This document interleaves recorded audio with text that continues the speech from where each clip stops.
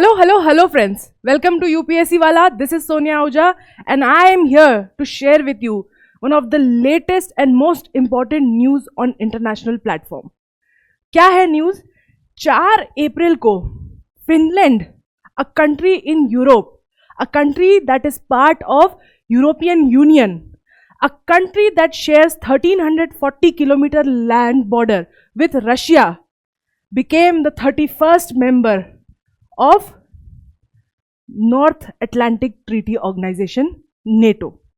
जब से ये न्यूज आई है, कई लोगों के कई सारे सवाल हैं इसको लेकर।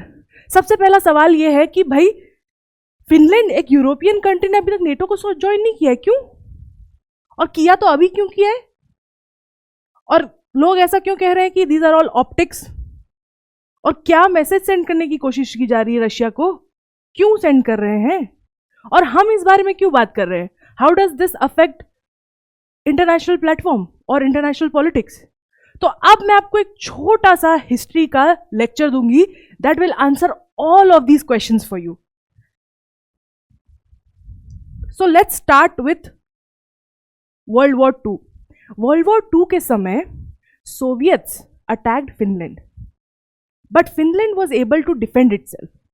फिनलैंड ने उन सोवियत आर्मी को हरा दिया, लेकिन ये एक अच्छी जीत नहीं थी, क्योंकि Finland lost a bit of its territory and it also had to legalize the communist party of Finland.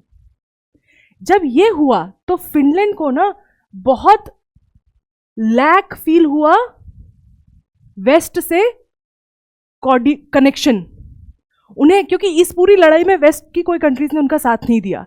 So Finland found itself in a very unique position where it did not feel like it had any allies. उसे feel नहीं हो रहा था, ना तो वो waste से ठीक से कनेक्टेड थी ना ईस्ट से।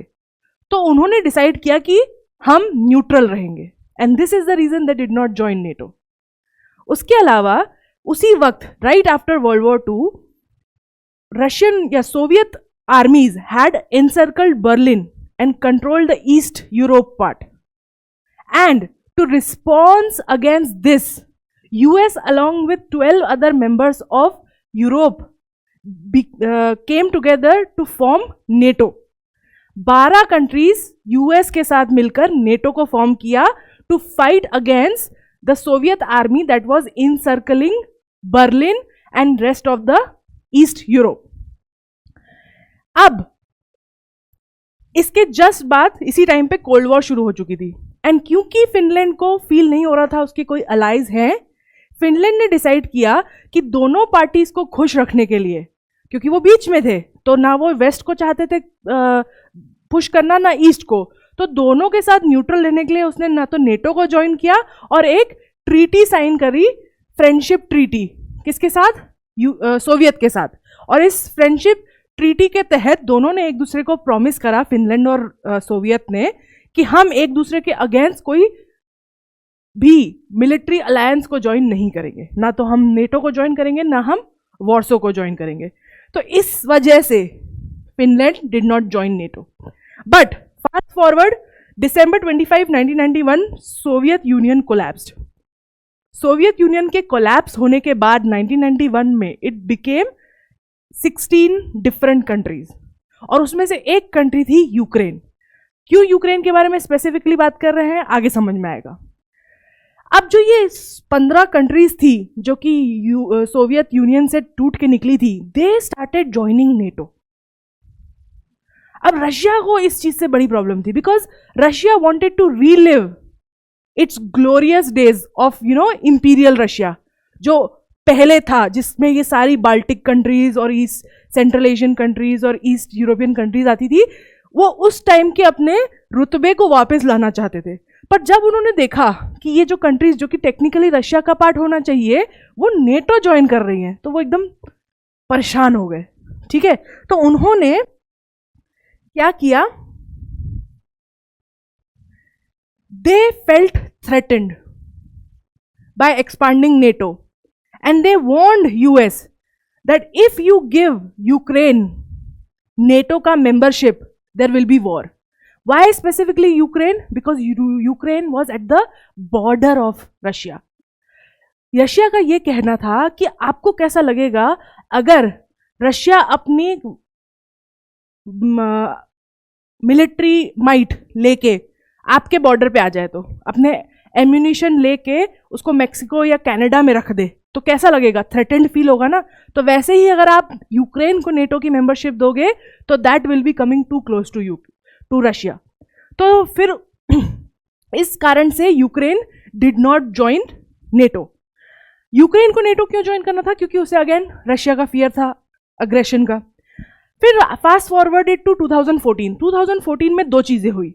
सबसे पहले यूक्रेन के जो ईस्टर्न एरिया है उस एरिया में बहुत प्रो रशियन लोग रहते हैं, तो वहां पे एक अपराइजिंग हुई थी। पर जो गवर्नमेंट है यूक्रेन की वो डेमोक्रेटिक है, तो उन्होंने उस अपराइजिंग को दबा दिया। Russia noticed this and it also noticed that Ukraine is becoming strong and it might join NATO. So, Russia then attacked. It changed its military policy. अपनी military policy को change किया to focus on NATO. NATO becoming its very important and the sole enemy, and they started attacking. पहले Crimea को attack किया तो किसी ने कुछ नहीं बोला, but then they attacked Ukraine. What happened after they attacked Ukraine? They said that we are going to attack Ukraine because we want to give the people of Ukraine freedom from West colonialism. क्योंकि कुछ लोग Ukraine के east में अभी भी pro Russian थे, तो ये कह के कि जो वेस्टर्न कंट्रीज है उनका इन्फ्लुएंस आ गया है यूक्रेन के ऊपर और वहाँ के लोगों के अगेंस्ट उन्हें दबा रही है, टर्न कर रही है, और हम उन्हें फ्रीडम दिलाएंगे वेस्टर्न कॉलोनियलिज्म से। ये बोल के रशिया ने यूक्रेन पे हमला किया। अब प्रॉब्लम क्या हो गई? West started providing Ukraine with aid and ammunition. पूरे देश में, पूरे वर्ल्ड में जितनी भी वेस्टर्न कंट्रीज है, including most of the Asian African countries, started sending aid and ammunition to Ukraine and Russia was losing. But Putin continued the attack. उसके बावजूद भी, अपने आप को लूज करते हुए देखने के बावजूद भी, पुतिन कंटिन्यूड इट्स अटैक। इससे क्या हुआ? एक न्यूट्रल बफर सिस्टम था रशिया और नेटो के बीच में। फिनलैंड, स्वीडन, यूक्रेन, ये जो कुछ कंट्रीज थी ये अभी तक नेटो का पार्ट नहीं थी, तो नेटो की कोई डायरेक्ट बॉर्डर नहीं थी रशिया के साथ। बट जब रशिया ने यूक्रेन पे वॉर किया तो फिनलैंड ने एक मैसेज सेंड करने के लिए नेटो को ज्वाइन कर लिया। अब अगला क्वेश्चन ये आता है कि why are they calling it optics? Optics क्यों बुला रहे हैं इसे? ऑप्टिक्स इसलिए बुला रहे हैं क्योंकि नेटो को ज्वाइन करना फिनलैंड के लिए कुछ नहीं बदलता है। नेटो को ज्वाइन करने से पहले फिनलैंड ने ईयू ज्वाइन किया था, और ईयू के आर्टिकल 47.2 ऑफ लिस्बन ट्रीटी, जो कि स्पेन में हुए ट्रेन अटैक्स के बाद साइन करी थी, उसमें साफ लिखा हुआ है कि अगर किसी मेंबर कंट्री को अटैक किया जाता है तो बाकी सारी कंट्रीज जो है अपने पावर में जितना कर सकती है एड एंड असिस्टेंस वो करेंगी। तो दैट मीन्स ऐसा तो है नहीं कि फिनलैंड कभी भी रशिया के साथ था।